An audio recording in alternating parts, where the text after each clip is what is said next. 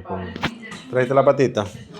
De acuerdo. Amor, regálame 2, 3 cabezas de ajo que yo me las pelo, por favor. Vengo de la calle, vengo de detectar. Encontré mi verga, pero me gusta. Me gusta.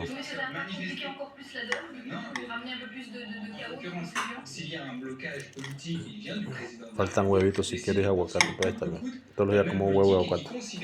Que la politique qui a mené depuis 8 ans, que sa politique économique est une espèce d'œuvre à laquelle on n'a pas le droit de toucher.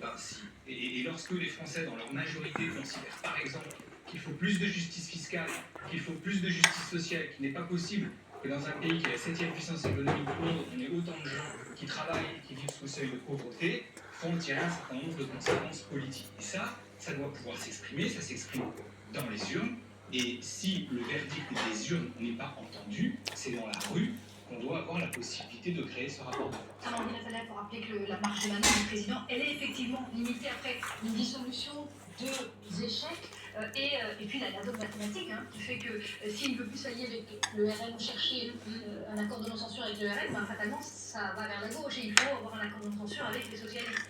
Oui, il n'y a plus que cette option-là aujourd'hui pour le président de la République. Il faut arriver à travailler. Si yo la pêche plus tard, yo voy a aller en otro mundo, yo me voy a echar ahí a la trotinette. Ce que François Bayrou n'a pas fait précisément, c'est-à-dire qu'il était arrivé avec la promesse de travailler avec la gauche, de négocier avec eux et puis passer cet espoir sur les conclaves, une main tendue au début, finalement les négociations espérées n'ont pas eu lieu. Donc là, il va falloir faire différemment.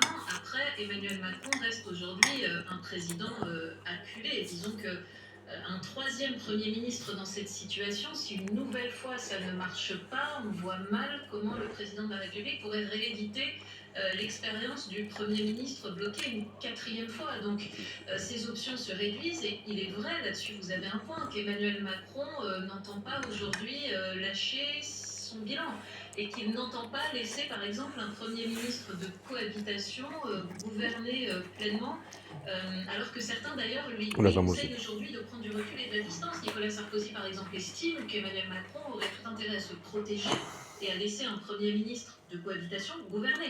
Ce n'est pas le choix que semble vouloir faire Emmanuel Macron aujourd'hui. Il veut garder la main sur les événements.